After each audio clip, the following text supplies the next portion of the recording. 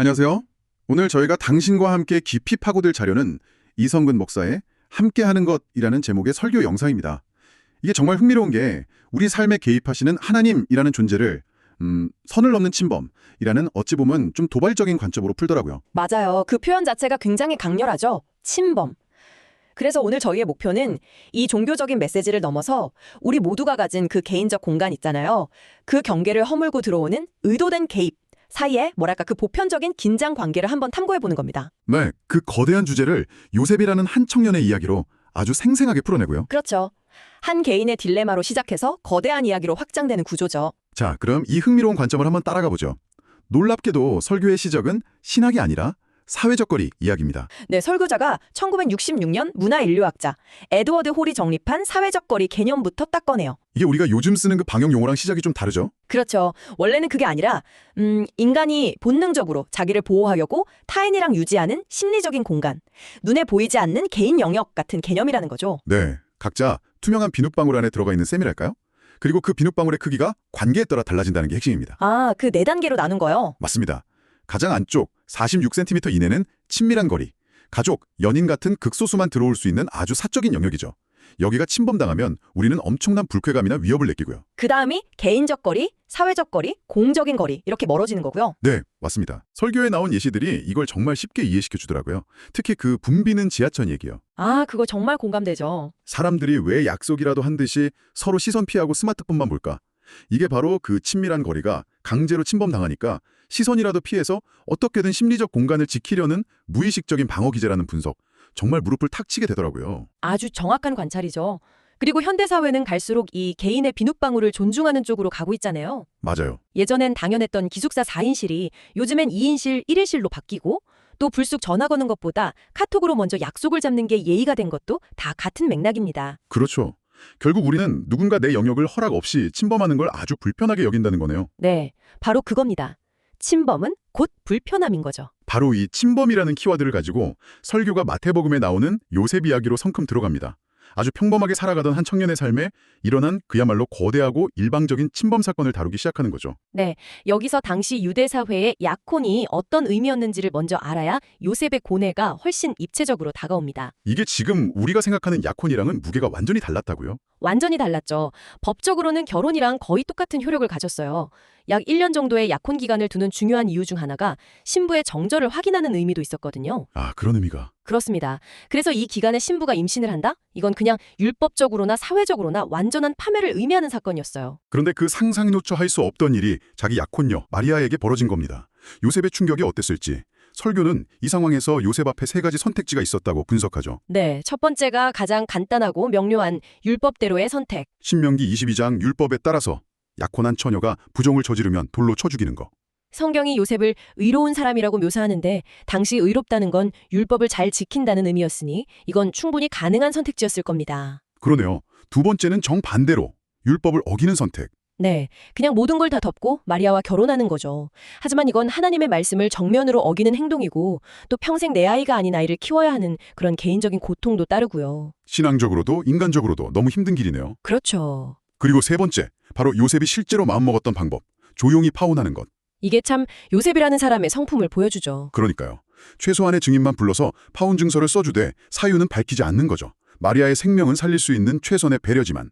하지만 그 대가로 요셉 자신은 평생 이유도 없이 약혼녀를 벌인 비정한 남자라는 오명을 쓰고 살아야만 합니다. 와, 정말 어떤 길을 선택하든 요셉한테는 상처와 고통만 남는 상황이었군요. 바로 그 지점이 이 딜레마의 핵심입니다. 이건 선과 악의 선택이 아니에요. 최악과 차악 사이에서 벌이는 저절한 몸부림에 가까운 거죠. 그래서 설교가 이 일을 생각할 때라는 구절에 주목하는 부분이 아주 인상 깊었어요. 네, 그 부분을 짚어주죠. 영어 성경에서 이 부분이 단순한 think가 아니라 consider로 번역됐다는 점. 그냥 머리로 계산하는 게 아니라 잠 못 이루면서 온 존재로 그 고통의 무게를 감당해내는 심사숙고의 시간이었다는 거잖아요. 맞습니다. 그건 어떤 명확한 답을 찾는 시간이 아니었을 거예요. 캄캄한 절벽 앞에서 홀로 신음하는 한 인간의 고독한 시간. 바로 그 가장 깊은 고뇌의 순간에 드디어 하나님의 개입이 시작됩니다. 천사가 꿈에 나타나죠. 네. 그리고 그 천사의 첫 마디가 모든 것의 방향을 바꿔놓습니다. 그냥 요세바가 아니라 다윗의 자손 요셉아라고 부르죠. 아, 그 호칭이 정말 결정적입니다. 저도 처음엔 무심코 지나쳤는데 여기에 그런 깊은 뜻이 담겨 있을 줄은 몰랐어요. 이 호칭 하나가 요셉의 개인적인 고통을 순식간에 거대한 구원의 역사, 그 한복판으로 옮겨놓는 효과를 갖습니다. 요셉아, 이 사건은 너 개인의 불행이 아니야. 이건 다윗의 후손을 통해 메시아를 보내겠다는 그 수백 년 된 약속이 바로 너를 통해 성취되는 순간이야. 라는 메시지를 담아낸 거죠. 개인의 비극인 줄 알았던 사건이 실은 인류를 위한 거대한 서사 일부였다는 관점의 대전환이네요. 그렇죠. 그리고 천사는 여기서 한 걸음 더 나아가서 700년 전 이사야 선지자의 예언을 직접 인용합니다. 보라, 처녀가 잉태하여 아들을 낳을 것이요 그의 이름은 임마누엘이라 하리라. 이 구절이죠. 네, 이건 우연이 아니라 아주 오래된 계획이라는 걸 확인시켜주는 셈이죠. 그리고 그 개입이 점점 더 구체절이 돼요. 아이가 아들이라는 것, 이름까지 예수라고 정해주잖아요. 맞아요. 예수라는 이름의 뜻이 하나님께서 구원하신다인데 그 목적이 자기 백성을 그들의 죄에서 구원하는 것이라고 사명까지 명확하게 부여합니다. 여기서 설교가 두 가지 핵심 개념을 딱 정리하더라고요. 예수와 임마누엘. 네, 예수가 죄의 문제를 해결하는 구원자로서의 정체성이라면 임마누엘은 하나님이 우리와 함께 계신다는 관계적인 본질을 의미하는 거고요. 바로 그겁니다. 요셉은 이 메시지를 통해서 깨달았을 거예요. 이 감당할 수 없는 고통이 사실은 인류를 구원하기 위한 하나님의 계획이었고 예수, 그 위대한 계획을 이루시는 하나님이 지금 바로 여기 고통받는 나와 함께하고 계시구나, 임마누엘. 절망의 한가운데서 그 의미를 발견하는 순간이네요. 자, 여기까지가 요셉의 이야기인데 그럼 이 이야기가 오늘을 살아가는 당신에게는 어떤 의미가 있을까요? 우리는 보통 신의 개입이라고 하면 슈퍼맨처럼 나타나서 내 모든 문제를 해결해 주는 걸 상상하잖아요. 그렇죠. 아주 극적인 장면을 기대하죠. 하지만 설교는 정반대의 이야기를 합니다. 하나님의 개입은 오히려 요셉의 경우처럼 내 계획을 완전히 뒤엎고 내 삶의 기반을 흔드는 아주 불편한 침범의 모습으로 올 때가 많다는 거죠. 설교자가 자신의 경험을 솔직하게 나누는 부분이 그래서 더 큰 울림을 주더라고요. 맞아요. 안정적인 국어 선생님이 꿈이었는데 원치 않게 목회자의 길로 부름받았던 경험, 또 청소년 사역을 하고 싶었는데 전혀 관심 없던 대학부 사역을 맡게 된 경험, 이 모든 간섭들이요. 당시에는 정말 이해할 수 없는 고통이고 불편함이었지만 지나고 보니 그게 다 하나님의 계획이었다는 고백이었죠. 네, 그 고백이 이 설교의 메시지를 정말 살아있게 만드는 것 같아요. 하나님의 선 넘으심은 우리의 평안을 깨기 위한 무단 침입이 아니다. 이 문장이 아마 설교 전체의 핵심일 겁니다. 그러면서 드는 비유가 아주 강력하죠. 소방관 비유. 아, 맞아요. 소방관 비유. 네, 불난 줄도 모르고 집안에서 자고 있는 사람을 구하려면 소방관은 문을 부수고 유리창을 깨고 들어갈 수밖에 없다는 거. 갇힌 사람 입장에서는 그 파괴적인 침범이 너무 놀랍고 고통스럽겠지만 그게 생명을 구하는 유일한 방법이라는 거죠. 하나님의 개입이 이와 같다는 거네요. 당장은 내 계획이 부서지고 삶이 흔들려서 고통스럽지만 그게 실은 죄와 사망이라는 불길 속에서 우리를 건져내려는 필사적인 구원의 손길이라는 것. 정말 강력한 관점의 전환이죠.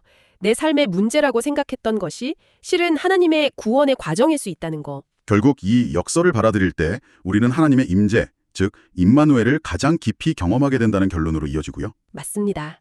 하나님의 간섭과 침범이 일어나는 바로 그 현장이 역설적으로 하나님과 가장 가까이 만나는 장소가 된다는 겁니다. 만약 요셉의 삶에 그 불편한 침범이 없었다면 아마 평범하고 의로운 몫으로 존경받으며 살았겠죠.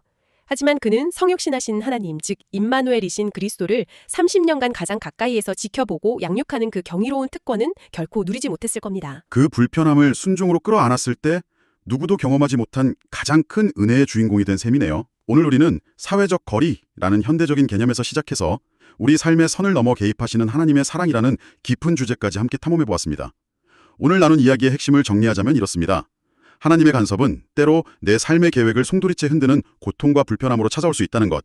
하지만 그것이야말로 우리를 절망에서 건져내고 우리와 영원히 함께 하시려는 임마누엘의 가장 확실하고 강력한 증거라는 겁니다. 세상은 우리에게 끊임없이 거리를 두고 선을 지키라고 말하지만 하나님은 우리를 구하기 위해 기꺼이 그 모든 선을 넘어 우리 삶의 한복판으로 들어오신다는 것.